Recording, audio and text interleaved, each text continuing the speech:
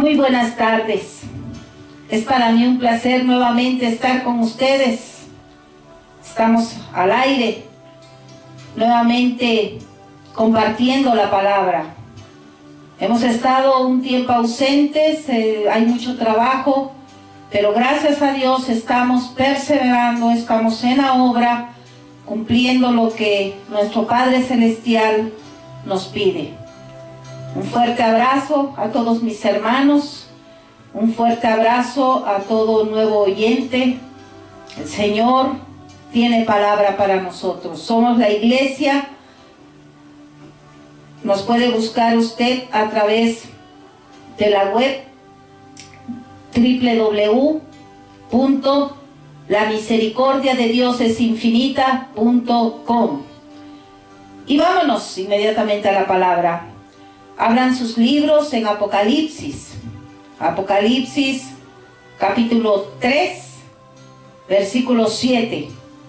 Hemos estado por petición del Señor empezando con todo el estudio de cada una de las iglesias. Sabemos que el Señor no se equivoca, estamos en los últimos tiempos y eso nos ha puesto el Señor en el corazón. Hemos hablado ya de la palabra, de la profecía, de lo que hay en Éfeso, el mensaje que manda el Señor en la iglesia de Esmirna, Pérgamo, Teatira, Sardis, y el día de hoy estamos con Filadelfia y próximamente vamos a concluir con la Odisea. Entonces, Apocalipsis capítulo 3, versículo 7. Y leemos la palabra en el nombre del Padre, del Hijo, del Espíritu Santo. Amén. El mensaje a Filadelfia. Versículo 7. Escribe al ángel de la iglesia en Filadelfia. Esto dice el santo, el verdadero, el que tiene la llave de David, el que abre y ninguno cierra, y cierra y ninguno abre. Yo conozco tus obras, y he aquí, he puesto delante de ti una puerta abierta, la cual nadie puede cerrar, porque aunque tienes poca fuerza, has guardado mi palabra y no has negado mi nombre. He aquí, yo entrego de la sinagoga de Satanás a los que dicen ser judíos y no lo son, sino que mienten. He aquí, yo haré que vengan y se postren a tus pies y reconozcan que yo te he amado. Por cuanto has guardado la palabra de mi paciencia, yo también te guardaré de la hora de la prueba que ha de venir sobre el mundo entero para probar a los que moran sobre la tierra. He aquí, yo vengo pronto. Retén lo que tienes para que ninguno tome tu corona. Al que venciere, yo lo haré columna en el templo de mi Dios, y nunca más saldrá de allí. Y escribiré sobre él el nombre de mi Dios y el nombre de la ciudad de mi Dios, la nueva Jerusalén, la cual desciende del cielo de mi Dios, y mi nombre nuevo. Y el que tiene oído, oiga lo que el Espíritu dice a las iglesias. Vamos a orar, inclinen sus rostros. Padre, en el nombre de Jesús te damos gracias, Señor, por tu amor y tu misericordia en nuestras vidas, Padre. Por un día más, Señor. Sostenidos de tu mano estamos, Señor. Y aquí estamos, Padre, cumpliendo, Señor, lo que tú pides, Padre. En el nombre de Jesús yo te pido, Señor, que seas tú obrando, Señor, en mi vida. Que sea yo solamente, Señor, un vaso de honra para tu gloria y para tu honra, Padre. Abre los cielos, Señor. Que tu palabra fluya, Señor, y llegue hasta lo más profundo de cada uno, Señor, de los oyentes, Padre. En el nombre de Jesús te doy gracias por tu Espíritu Santo, Señor, que nos sustentas, Padre Santo, hasta el día, Señor, que venga, Señor, tu Hijo amado, el cual anhelamos profundamente, Señor, esa venida, Señor. Oh poderoso Dios, te damos gracias, Señor, en el nombre de Jesús. Amén, Señor. Amén. El mensaje a Filadelfia. Esta es nuestra sexta iglesia que estamos estudiando. Esta ciudad fue fundada, el tema, que nadie robe tu corona. Si usted está apuntando, hermano, ponga ahí de tema, que nadie robe tu corona.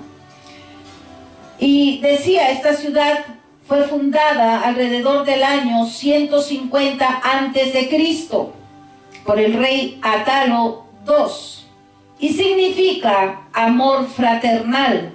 Era una ciudad rica en comercio, en lengua y en cultura griega. Sus habitantes eran adoradores del dios del vino. Hemos escuchado muchas veces el dios Baco. Otro dios adorado por estos ciudadanos era César. Si recuerdan, ellos adoraban, rendían adoración al César, y el que no rendía adoración estaba condenado a muerte. En síntesis, esta ciudad era conocida como la pequeña Atenas debido a sus numerosos templos y festivales paganos. Los creyentes de la ciudad tenían que contender contra la fuerte corriente pagana. Y vemos cómo el Señor les alienta. El Señor alienta a nuestros hermanos que en medio de todo este ambiente que les rodeaba, ellos se mantuvieran firmes. Y así nosotros debemos ser fieles en medio de toda la apostasía que se está viviendo el día de hoy, contra toda crítica por ir en contra de la corriente, en contra de lo superficial, en contra de lo que es un cristiano tibio, el cual el Señor vomita. Hay mucha hipocresía el día de hoy. El enemigo metiéndose en las mentes de los hombres sutilmente, y viven engañados, viviendo solo religión, viven espejismos espirituales. Es muy importante por eso pedir constantemente revelación y sabiduría a Dios para conducirnos de acuerdo a su plan perfecto y mantenernos fieles. Vamos a ir estudiando versículo por versículo y vamos empezando por el versículo 7, el cual dice: escribe al ángel de la iglesia en Filadelfia. Esto dice el santo, el verdadero, el que tiene la llave de David, el que abre y ninguno cierra, y cierra y ninguno abre. El Señor hace mención de parte de sus atributos. Nosotros exhortamos constantemente en nuestra iglesia de lo importante de conocer los atributos de Dios. Y Jesucristo aquí hace mención de ellos. Y dice, esto dice el santo. Esto dice el verdadero. Y quien tiene la llave. Cuando Jesús en su ministerio hablaba la palabra, la gente era confrontada por la palabra de la verdad. En el libro de Juan 6:60 cito: al oírlas, muchos de sus discípulos dijeron, dura es esta palabra, ¿quién la puede oír? Y eso es lo que pasa el día de hoy. Confrontas y no le gusta. Pero eso es lo que tenemos que hacer, porque tenemos que seguir a nuestro líder, Cristo. Y él confrontaba con la palabra. Y en el versículo 61 dice: sabiendo Jesús en sí mismo que sus discípulos murmuraban de esto, les dijo: ¿esto os ofende? Miren qué fuerte. ¿Esto os ofende? Y Pedro sabía que no había nadie como él. En Juan 6:68, cuando Cristo le pregunta a Simón, Pedro le respondió: Señor, ¿a quién iremos? Tú tienes palabras de vida eterna, y nosotros hemos creído y conocido que tú eres el Santo de Dios. Pedro reconoció a Jesús como el Santo de Israel. Y hablando de su santidad, en Isaías 6 vemos que los serafines cantaban diciendo que Dios es 3 veces santo. Por eso, cuando nosotros leemos la palabra, vemos cómo ellos cantaban y decían: santo, santo, santo. Se destaca 3 veces. ¿Y qué pasa cuando tú empiezas a estudiar los atributos de Dios? Con ayuda del Espíritu Santo, te hace ver la inmundicia que hay en ti. Al verte ante la santidad de Él. Y cito Isaías 6:3, cuando Él se ve frente a Él y le dice: ay de mí, que soy muerto, porque siendo hombre inmundo de labios y habitando en medio de pueblo que tiene labios inmundos, han visto mis ojos al Rey, Jehová de los ejércitos, dice Isaías. Pero ahí nosotros podemos ver cómo en la santidad de Dios Él se vio, le confrontó. Por eso Él dice: hombre de inmundos labios. Él se vio como lo que somos, muertos, inmundos. Y entonces a la vez Él pudo sentir la misericordia de Dios sobre su vida. Cristo se entregó por cada uno de nosotros, por nuestros pecados. Él lo pagó en la cruz. Dios, siendo santo, Él no podía perdonar, pues había que pagar por esa imputación. Sin embargo, en su mismo amor y misericordia, cuando Él pudo haber deshecho toda esta humanidad, Él en su amor mandó a su Hijo unigénito, quien siendo encarnado, 100% hombre, 100% Dios, Él se mantuvo santo.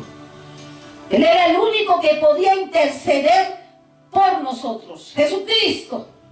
Él intercedió y el Padre le castigó hasta el límite en la cruz, para que toda la culpabilidad fuera imputada a su Hijo.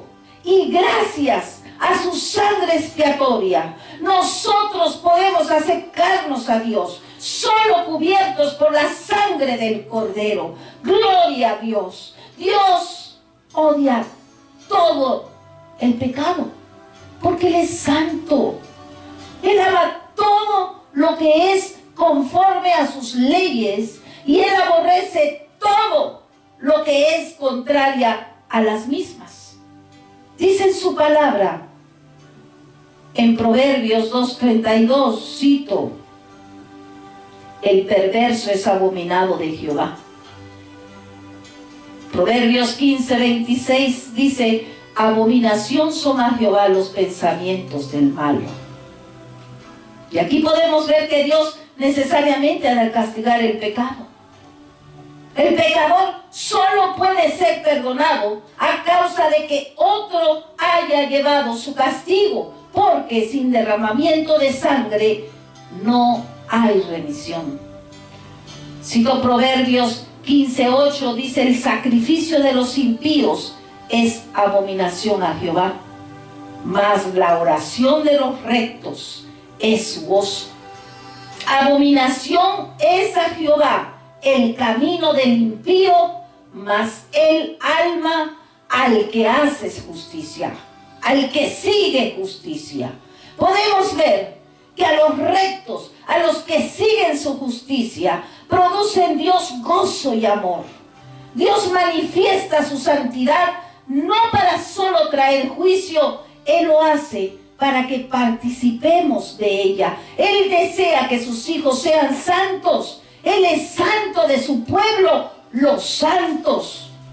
Él busca santidad en cada uno de nosotros. Cuando Él extiende sus manos a nosotros, en una mano está la salvación que Él nos da, y en el otro nos sostiene cuando nosotros, Él nos brinda que podemos caminar en santidad.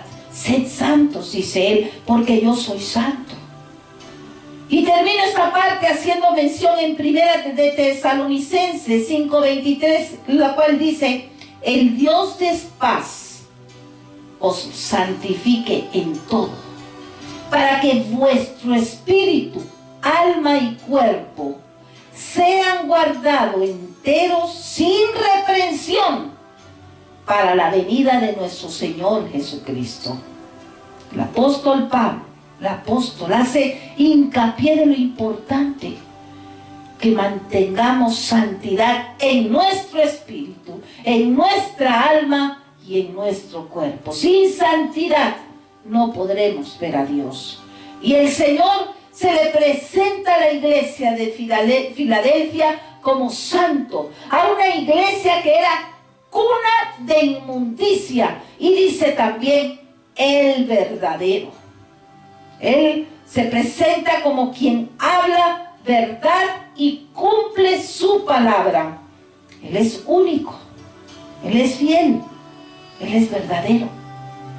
El apóstol Juan lo explica de la siguiente manera en Primera de Juan 5:20, y cito: y sabemos que el Hijo de Dios ha venido y nos ha dado entendimiento a fin de que conozcamos al que es verdadero, y nosotros estamos en aquel que es verdadero, en su Hijo Jesucristo.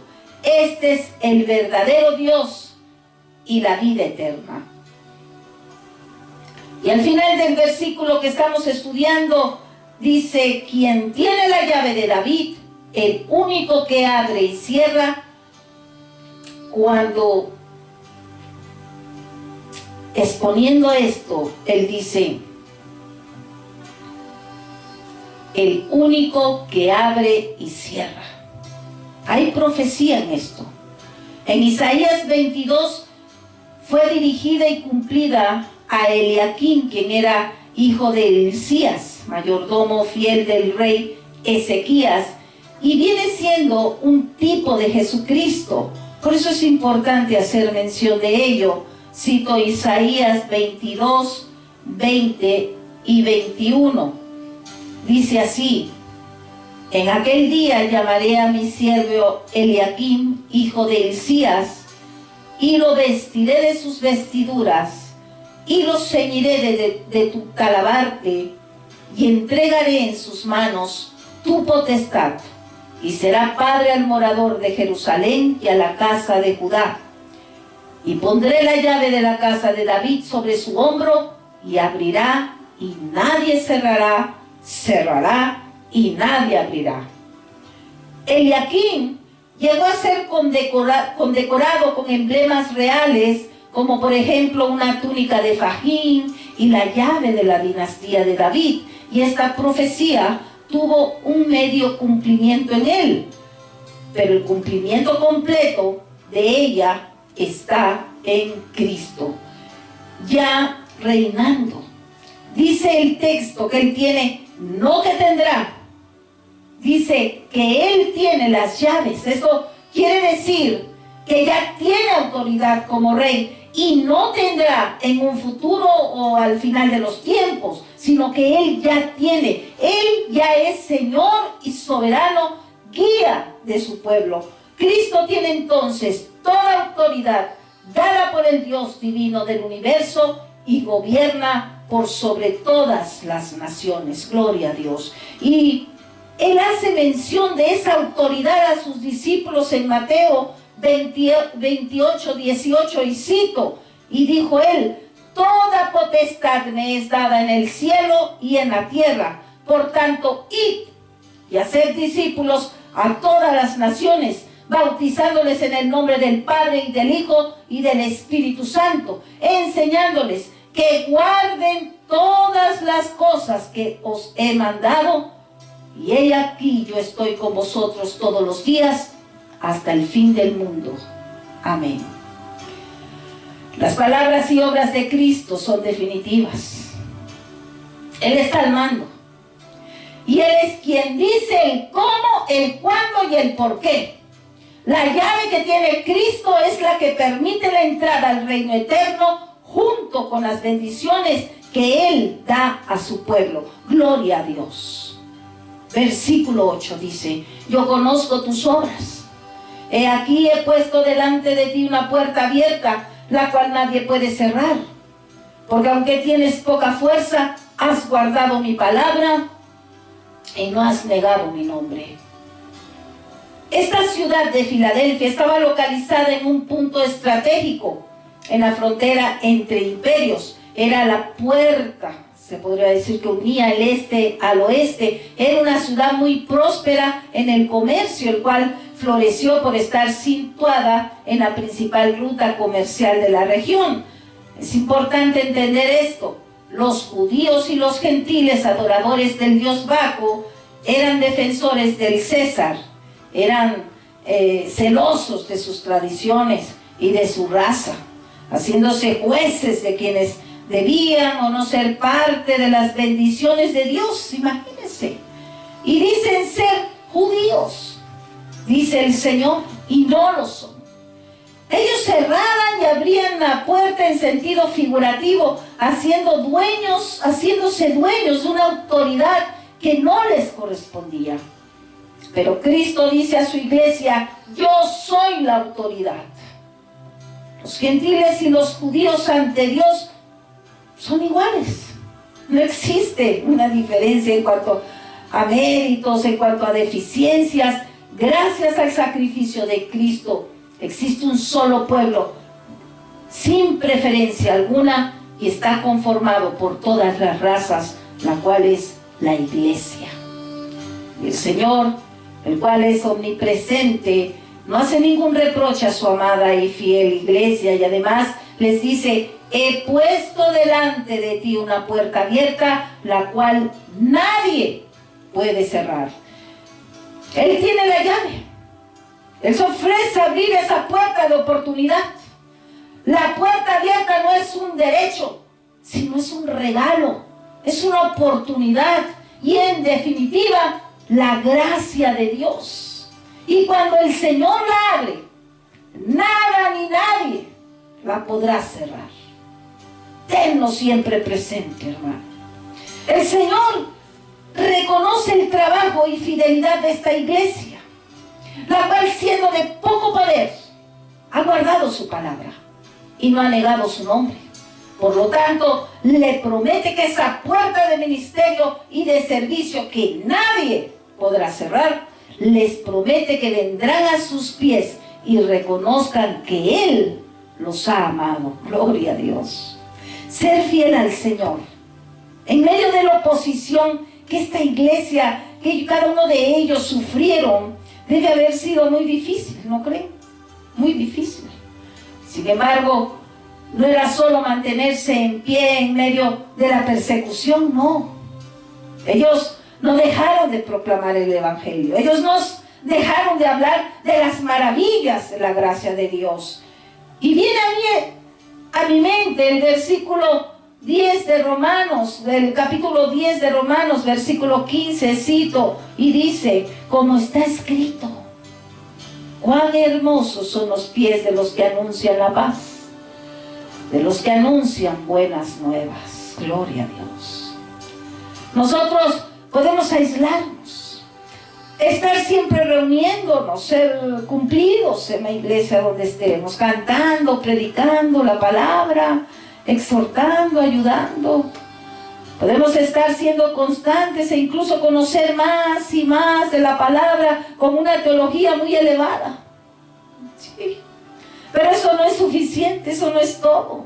Es más, eso no es un fin en sí mismo. El llamado es a salir de nuestra comodidad e ir al campo, ir a los huérfanos, al que está en la cárcel, ir a todos los necesitados, a los hospitales, para invitarlos a la cena del Señor y así dar gloria a Dios.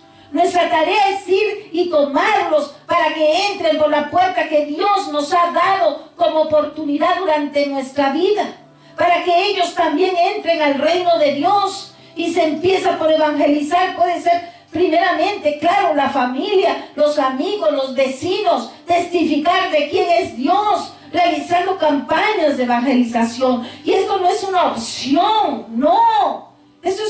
No es un llamado tampoco a pocos, no. El discípulos. No es la tarea de los líderes, no. Todos estamos llamados a predicar y no solo eso, también a discipular a otros. No nada más es que pasen y que digan una oración, no. Hay que llevarlos de la mano como Cristo nos llevó a nosotros. A todos los que podemos decir que somos salvos, tenemos que hacer el trabajo que nos pide el Señor.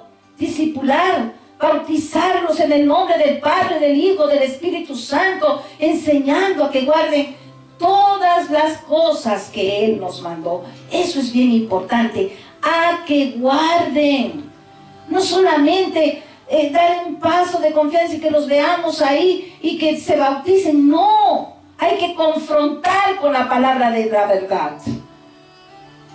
Y nosotros mismos caminar con la palabra de la verdad, porque solo es el ejemplo. El ejemplo es lo que va a hablar de nosotros, para que el Espíritu Santo pueda fluir a través de nosotros y seamos en realidad aroma dulce al Señor, fragante, que Él se goce. Él promete estar con nosotros todos los días hasta la eternidad. Entonces, ¿cuál es el problema? Dejar el mundo no es fácil, pero no te lleva a nada, solo te lleva a la perdición. Y el Señor sostuvo esta iglesia, pues fueron hallados fieles. Él conoce sus obras en cuanto a que tienen poca fuerza, como dice ahí, que han guardado la palabra y que no han negado su nombre. Pero, ¿por qué tienen poca fuerza? Porque eran menos en comparación de los que no quieren creer. Eran menos en cuanto a los que no quieren llevar la cruz de Cristo. Eran menos en cuanto a quienes no quieren pagar un precio por la salvación dada. Solo quieren el nombre de Cristo. Como dice Isaías 4:1, y cito: en aquel tiempo 7 mujeres echarán mano de un hombre, diciendo: nosotras comeremos de nuestro pan y nos vestiremos de nuestras ropas. Solamente permítenos ser llamadas por tu nombre y así quitar nuestro oprobio. ¿Puedes creer, hermano? ¿Puedes creer, oyente? Un hombre no puede creer lo que no conoce. Y así es, el día de hoy hay muchos cristianos, solamente quieren a Dios como el nombre, ser llamados cristianos, o son llevados hacia el matadero con violentos sermones, sermones que solo manejan emociones, y te dicen: soy creyente, salen bastante eufóricos y dicen: soy creyente, pero si usted les pregunta: dime en quién crees, y solo te dicen: bueno, yo creo, pero no saben lo que creen, no conocen a Dios, solo quieren ser vistos como cristianos, pero no llevar la cruz de Cristo, y Él conoce las obras de cada uno. Y le dice a su iglesia que, aunque tiene poca fuerza, han guardado la palabra y que no han negado su nombre. Era una iglesia que podía ser considerada pequeña en tamaño, en cantidad, en número, en dignidad ante la sociedad, y el Señor no le hace ninguna reprensión a la iglesia de Filadelfia. Al igual que fue con la iglesia de Esmirna, ellos se mantuvieron firmes en la fe. Y el Señor no les reprendió en medio de todo lo que acontecía. ¿Por qué? Porque vivieron en la voluntad del Señor y no negaron el nombre de Jesucristo. Este mensaje es más bien de amor, es de ánimo, es de promesa a ser protegidos por su fidelidad en medio de toda calamidad, en medio de toda prueba, por lo que debemos recibirlo con alegría. Esta carta es muy parecida a la enviada a la iglesia de Esmirna, que también fue fiel. Continuamos, versículo 9. He aquí, yo entrego de la sinagoga de Satanás a los que dicen ser judíos y no lo son, sino que mienten. He aquí, yo haré que vengan y se postren a tus pies y reconozcan que yo te he amado. Como hemos visto anteriormente, estos judíos a los que se refiere el Señor son los que físicamente sí eran judíos, pero no eran verdaderos, sino paganos en su vida espiritual, que se habían aliado con otros paganos para someter cristianos a muerte en su intento perverso de aniquilar la fe cristiana. Con el rechazo de su Mesías, el judaísmo se había convertido en una herramienta de Satanás. Por eso el Señor les dice de la sinagoga de Satanás. Versículo 10. Por cuanto has guardado la palabra de mi paciencia, yo también te guardaré de la hora de la prueba que ha de venir sobre el mundo entero, para probar a los que moran sobre la tierra. Cristo hace mención que por un tiempo breve someterá a prueba al mundo entero. De acuerdo a estudios, Él se refiere al tiempo de la tribulación.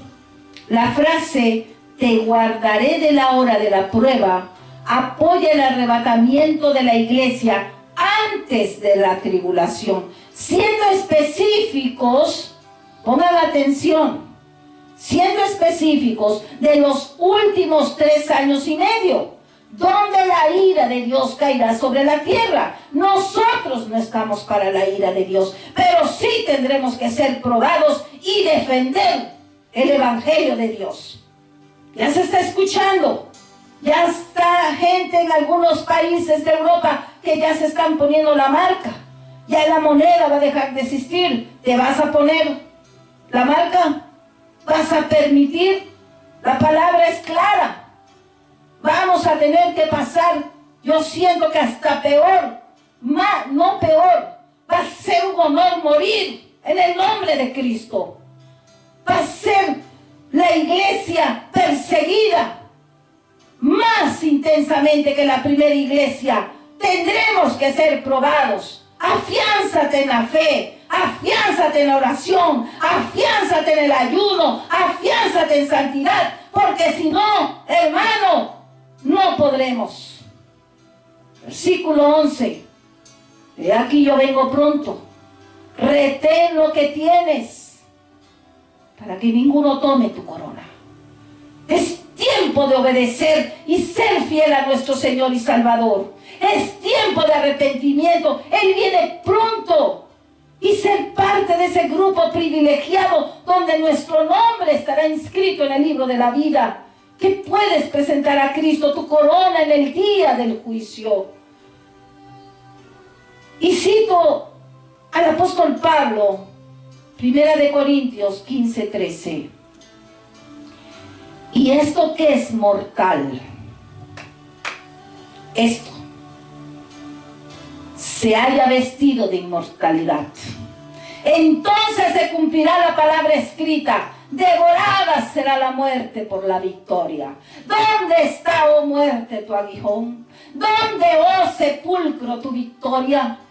Gracias sean dadas a Dios de que nos da la victoria por medio de nuestro Señor Jesucristo. Amados hermanos, manténganse firmes y constantes y siempre creciendo en la obra del Señor, seguros de que el trabajo de ustedes en el Señor no carece de sentido. Y cito 1 Corintios 15:51, retén lo que tienes, si ya lo tienes, y si no, pelea la pelea de la fe, para que ninguno tome tu corona.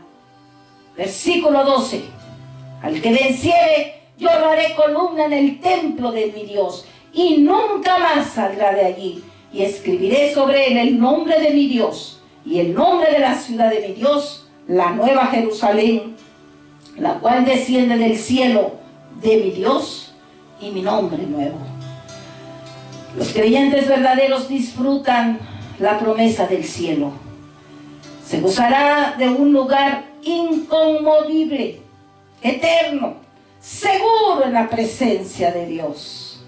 El Señor dice que escribirá su nombre sobre nosotros, gloria a Dios, e identificarnos como personas que le pertenecen. Nos promete la nueva Jerusalén, la ciudad capital del cielo. Gloria a Dios, aleluya. Los mensajes a las últimas 4 iglesias hablan del regreso de Cristo. La historia se acerca a su final. Antes del regreso de Cristo a esta iglesia, Filadelfia, Dios les ha prometido protección en la hora de la prueba, pues vendrá juicio a las naciones. Dios, en su gran misericordia, nos aconseja, nos advierte. A lo largo de la historia de la iglesia, Dios continúa hablando. Y al final dice, el que tiene oído, oiga lo que el Espíritu dice a las iglesias. Como les decía, aún me falta exponer la última iglesia, la Odisea. Pero quiero decirte a ti, si eres salvo por convicción del Espíritu Santo, persevera. Camina a través de las puertas que Dios te vaya abriendo. Pídele que te haga discernir dónde estás parado. Y si aún no conoces a Dios, pero ya el Espíritu Santo te está inquietando en lo más profundo de tus seres, que hay propósitos en ti, yo te lo digo, da un paso de fe y Dios hará la obra en tu vida. Solo arrepéntete y ten fe. Fueron las primeras palabras que Cristo hizo al comenzar su ministerio. Arrepiéntete. Pídele que te haga ver lo que es el corazón humano. Es engañoso más que todas las cosas y perverso. Solo a través de su gracia, a través de que alces tu rostro a Él, tengas un genuino cansancio, algo muy profundo dentro de ti, si ya estás cansado, si ya no quieres más de este mundo, si sientes ese vacío, que es lo que aquí hay, clama y Él te escuchará, Él te oirá y pondrá su gracia en ti para darte arrepentimiento. Camina con Cristo. Camina con Cristo. Porque primero es el arrepentimiento, después hay que tener fe. Pero para tener fe, tienes que conocer al Dios que te salvó. Si no, no va a haber nada. Tienes que leer la palabra de vida. Tienes que orar. Tienes que buscar su presencia en intimidad. Nunca lo olvides. No hagas ídolos. Él es nuestro único pastor. Por eso Él dice que Él es un camino. Es llevar la cruz. Es matar al viejo hombre. Es buscar santidad, la verdad y la vida. Vamos a orar. Quiero orar por ti. Padre, te doy gracias, Señor, por tu palabra, Padre Santo. Gracias, Padre, porque tu palabra, Señor, fluye, Señor. Y entras, Señor, más profundo, Señor, que una palabra de dos filos, Señor. Penetra hasta lo más profundo, Señor. Divide el alma, el espíritu, Padre Santo, y derriba, Señor, todo argumento, Padre, en el nombre de Jesús. Yo te pido, Padre, que esta palabra, Señor, que tú has dado, quede perenne, Señor, en cada corazón, Padre, cada alma que ha escuchado, que va a escuchar, Padre, en el nombre poderoso de Jesús, Padre, porque tú eres vida, Señor. En el nombre poderoso de Jesús te presento estas almas que están dando un paso de fe, Padre. Padre, guíalas, Señor. Tómales la mano, Padre Santo. Y sean tus ángeles alrededor, Padre Santo, guiándoles, cuidándoles, sosteniéndoles, Padre. Y tu Espíritu Santo confrontándoles, Padre. Para que lleguen, Señor, a toda verdad, a toda justicia, Señor, a todo perdón. En el nombre poderoso de Jesús te doy gracias, Señor. Amén, Señor. Amén.